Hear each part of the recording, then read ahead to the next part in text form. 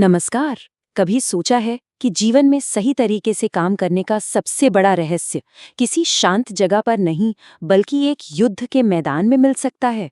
सुनने में थोड़ा अजीब लगता है ना? पर आज हम भगवद गीता के अध्याय 4 में इसी गहरे रहस्य से पर्दा उठाएंगे। जरा वो नजारा सोचिए। एक तरफ लड़ने को तैयार विशाल सेनाएं और दूसरी तरफ एक योद्धा जो अपने ही सारथी और गुरु से जिंदगी के सबसे मुश्किल सवाल पूछ रहा है। बस ठीक इसी माहौल में भगवद गीता का चौथा अध्याय शुरू होता है, जहां कृष्ण अर्जुन को कर्म का वो रहस्य समझाते हैं जो आज भी उतना ही जरूरी है। तो ये बातचीत शुरू कहाँ से होती है? देखिए, कृष्ण सबसे पहले ये साफ कर देते हैं कि वो जो ज्ञान अर्जुन को दे रहे हैं वो कोई नई बात नहीं है। ये तो वो ज्ञान है जो सनातन है, जो हमेशा से था और जिसकी एक बहुत पवित्र परंपरा रही है। तो ये परंपरा कितनी पुरानी है? कृष्ण खुद बताते हैं कि ये ज्ञान सबसे पहले उन्होंने सूर्यदेव विवस्वान को दिया था। वहां से ये ज्ञान पहुंचा मानवता के पूर्वज मनु के पास और फिर मनु से इक्ष्वाकु तक। लेकिन सोचिए, इतना लंबा समय बीता तो समय के साथ साथ ये महान ज्ञान कहीं खोसा गया। लोग इसे लगभग भूल गए और अब उसी भूले हुए ज्ञान को कृष्ण वापस ला रहे हैं। वो अर्जुन से कहते हैं, अर्जुन, वही सदियों पुराना रहस्य आज मैं तुम्हें बता रहा हूं। क्यों? क्योंकि तुम मेरे भक्त हो और मेरे दोस्त भी हो।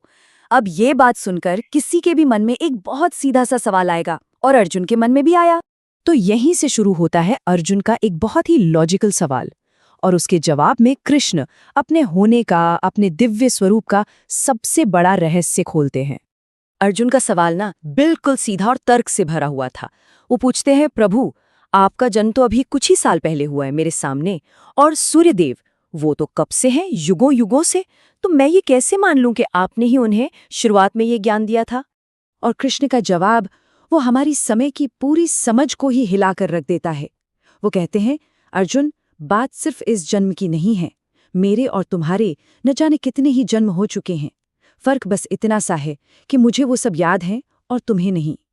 यहीं पर पहली बार पुनर्जन्म और कृष्ण की अपनी दिव्य चेतना का जिक्र आता है।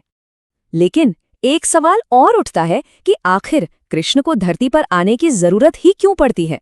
इसको समझने के लिए धर्म शब्द को समझना बहुत जरूरी है। देखिए, धर्म का मतलब सिर्फ पूजा पाठ या कोई मजहब नहीं है। धर्म वो नियम है, वो संतुलन है जो पूरे ब्रह्मांड को थामे हुए है। इसमें हर किसी का अपना अपना सही कर्तव्य भी शामिल है। और फिर कृष्णा वो श्लोक कहते हैं जो गीता का शायद सबसे प्रसिद्ध संदेश है। वो अपने अवतार लेने का कारण बताते हैं।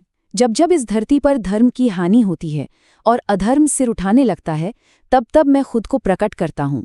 अच्छे लोगों की रक्षा के लिए, दुष्टों का नाश करने के लिए और धर्म की फिर से स्थापना करने के लिए मैं हर युग में जन्म लेता हूँ। तो हमने ये तो समझ लिया कि कृष्ण क्यों आते हैं। अब सवाल ये है कि वो हमें करना क्या सिखाते हैं, मतलब कर्म करने का सही तरीका क्या है। और इसी सवाल का जवाब है कर्मयोग। कर्मयोग का सिद्धांत बहुत ही सरल लेकिन गहरा है।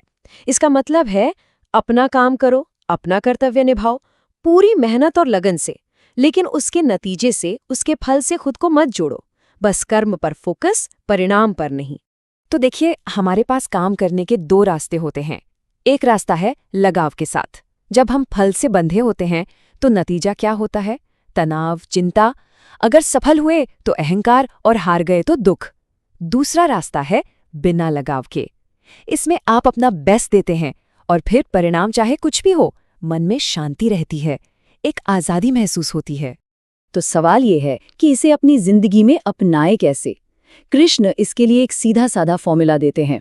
पहला कदम, अपना कर्तव्य क्या है इस पर ध्यान लगाओ। दूसरा, उसे करने में अपनी पूरी जान लगा दो, कोई कमी मत छोड़ो। तीसरा और सबसे मुश्किल, परिणाम क्या होगा इसकी चिंता छोड़ दो। और चौथा, अपने हर काम को एक बड़े मकसद के लिए ईश्वर को समर्पित कर दो। अब हम इस अध्याय के आखिरी और सबसे दमदार कॉन्सेप्ट पर आते हैं। कृष्ण बताते हैं कि एक चीज है जो हर चीज को शुद्ध कर सकती है, और वो है ज्ञान की अग्नि। कृष्ण यहाँ ज्ञान को सबसे ऊंचा दर्जा देते हैं। वो कहते हैं कि इस दुनिया में आध्यात्मिक ज्ञान जैसा पवित्र और शुद्ध करने वाला और कुछ भी नहीं है, कुछ भी नहीं। और इसको समझाने के लिए कृष्ण एक जबरदस्त मिसाल देते हैं।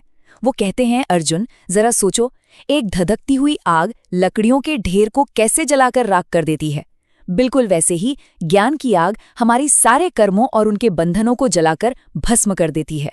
मतलब सही ज्ञान हमें हमारे किए हुए कामों के बोझ से आजाद कर देता है।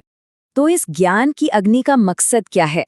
सिर्फ पुराने कर्मों को जलाना ही नहीं, बल्कि ये हमारे मन में जो शक, जो उलझनें होती हैं ना, उन्हें भी काट फेंकती है। ये हमें दिखाती है कि हम असल में कौन हैं और हमें उस परम शांति और मुक्ति की ओर ले जाती है। और हम आज की बात इसी एक सवाल के साथ खत्म करते हैं। जरा सोचिए, हम सबकी जिंदगी में शक, चिंता या अतीत के कर्मों की कोई ना कोई लकड़ी तो होती ही है। तो ऐसी कौन सी लकड़ी है जिसे गीता में बताए इस ज्ञान की आग से बदला जा सकता है, उसे एक नई ऊर्जा में तब्दील किया जा सकता है?